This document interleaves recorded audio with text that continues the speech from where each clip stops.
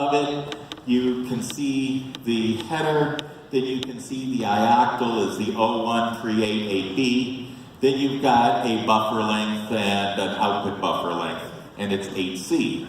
And then you've got our traditional 7Fs. I suppose it could be 41 if we wanted capital A's instead. And so you've got to remember that the length is 8C bytes. And guess what? It's going to do a copy. And if you say, hey, I bet he's copying into a field that's less than 8C bytes long, you'd be right. It's a stack buffer overflow. It uses sprintf to copy into a hex 80 byte buffer. And in fact, there's your glorious sprintf. And here is your stack layout from IDA. And you can see the window name is at -80. And then if you guys are at all familiar with going through this kind of code, you go, but wait, where's the stack cookie to verify that you don't have stack overflow? Well, they don't compile it with that. So it has no protection against stack overflows. And then it crashes. It only crashes if you're nice. Otherwise, it exploits. And here's the demo for exploitation. I'm rather proud of this because I wrote the ROP chain. Oh, there it goes. Calc again. We all love calc, right? So I'm pleased because I was able to quickly write a ROP chain because they don't have stack cookies. They don't have safe SEH, even though I didn't use that functionality, but I could have.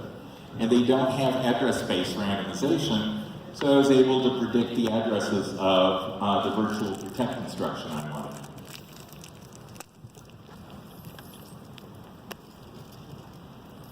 So, sprintf, now this is the interesting thing in this.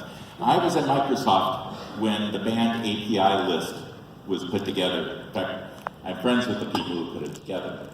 And Microsoft made this list of banned APIs because these were the APIs that were most likely to get a developer into trouble on buffer overflows. And they include strcpy, strcat, and sprintf. So they should implement the Microsoft banned APIs and remove them. But what they did on this one is actually change it to snprintf, which it turns out is also on the Microsoft list of banned APIs. And for those of you who are C programmers, most of you guys C programmers, you probably know that the reason this is dubious is that the end functions will sometimes not null terminate a string. And that's sort of shady. When you say variant analysis, this I got on that infamous lunch was 72 of these. Okay, notice we have sort of a split personality on some of these slides because it was first given to hackers at DEF CON and at Positive Hacking Days in Moscow. Then I gave it to the defenders in Pittsburgh. And so we're sort of going back and forth between you talk about protection or you talk about attacking. So I had to quickly add some things back in to make it more to the attackers instead of the defenders. You want to do any of this, or? I'll do it. Okay, fuzz, people, fuzz. Yeah, use your fuzzing tools. Use American Fuzzy Lock. Use Peach. Use Redamsa. Remember to turn page heap on your attacking processes. That makes life so much simpler when you're looking for overruns. Look for your file associations during your installations. You know, just the classic things. You will find bugs. You'll find things crashing in the stack. You'll find things crashing in the heap. Search for SQL injections. Little Bobby Tables is alive and well. It's only been 15 years. But there are plenty of SQL injections in these. You know, use your SQL injection tools to find them and to root them out. I use a Microsoft Attack Surface Analyzer, PARTE writing.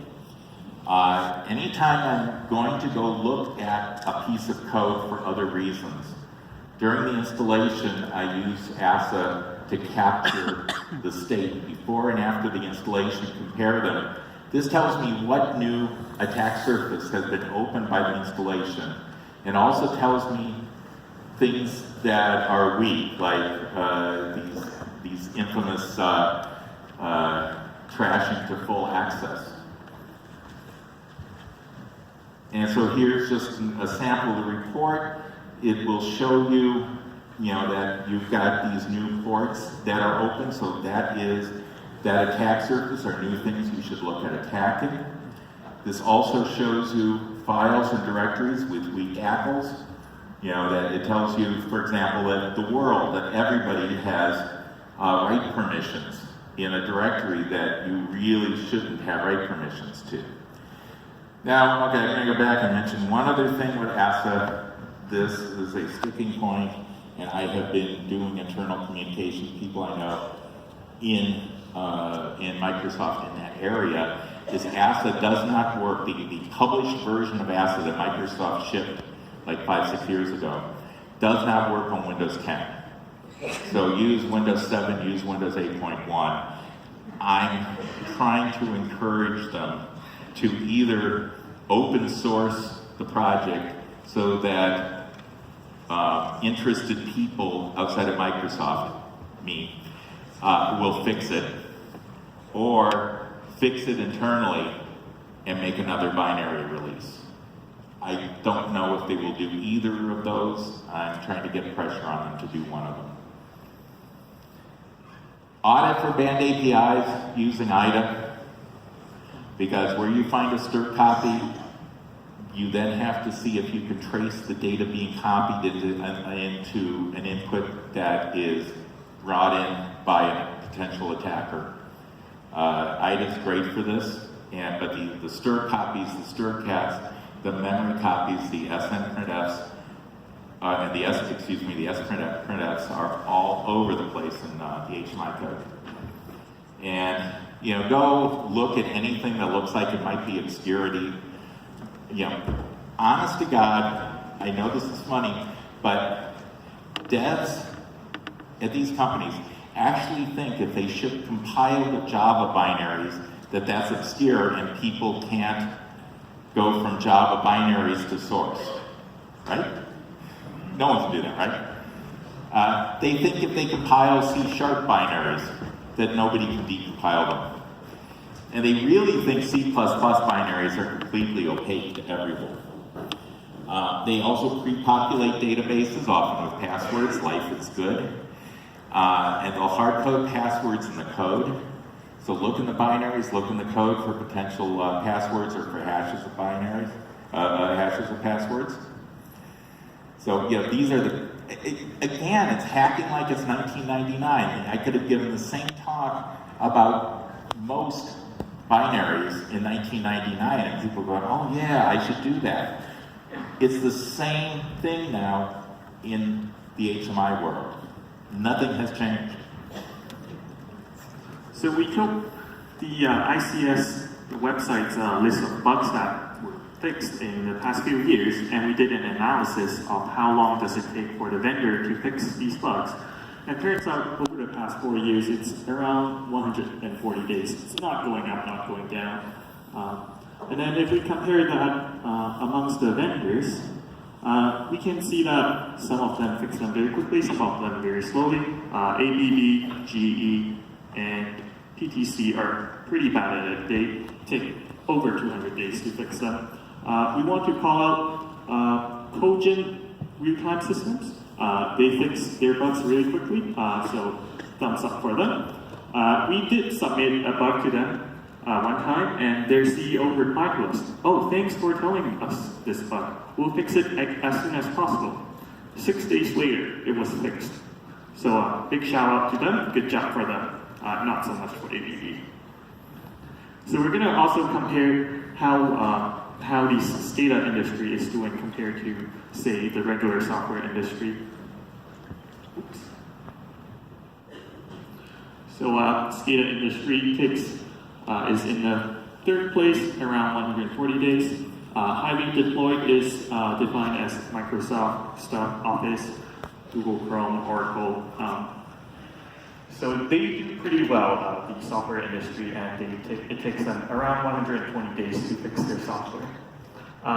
Security vendors like us, Trend Micro, and others got a second place, SCADA third place, and the business software in here, it's like the giant software company like IBM's and HP. They take a long time to fix their bugs. Fritz, you want to wrap up?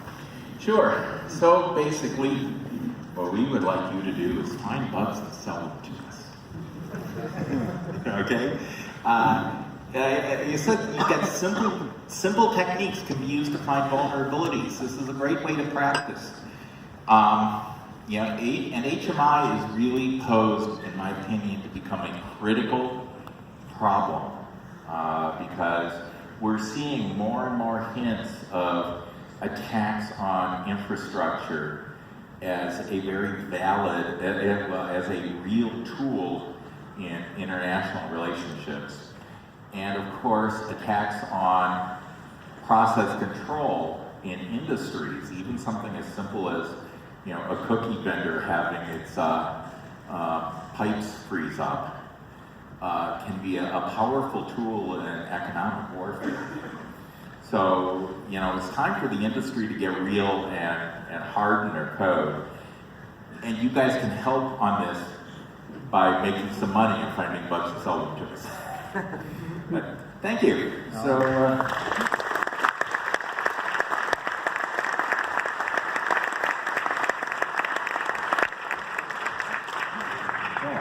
any questions? ¿Hay consulta?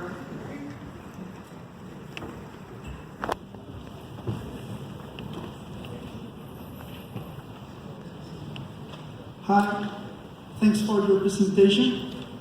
I work with the SCADA systems in a power generation company.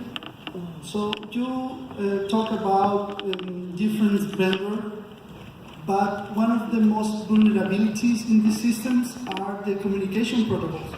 For example, DMP, ICCP, or